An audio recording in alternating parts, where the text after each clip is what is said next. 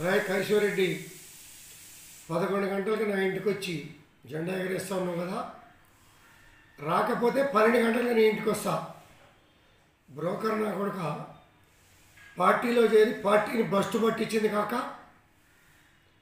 పాత ముఖ్యమంత్రి గారిని నాశనం చేసింది కాక, కాంగ్రెస్ పార్టీ నుంచి కొంతమంది పెద్దలను తీసుకొచ్చి బీఆర్ఎస్లో జాయిన్ చేస్తామని చెప్పి తీసుకొచ్చినటువంటి బ్రోకర్ నా కొడుకు నువ్వు బ్రోకర్ నా కొడుకులతో నా ఇంటి మీద జెండా ఎగరేసుకోవడానికి సిద్ధంగా లేం.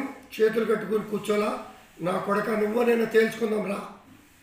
ధైర్యం ఉంటే నా కొడుక, లేకపోతే నేను వస్తా.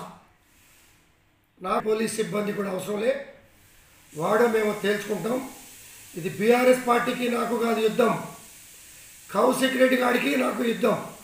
తేల్చుకుందాం. నువ్వు నేను బాంచర్ దేనికైనా సిద్ధమే నా కొడుక, రా తేల్చుకుందాం.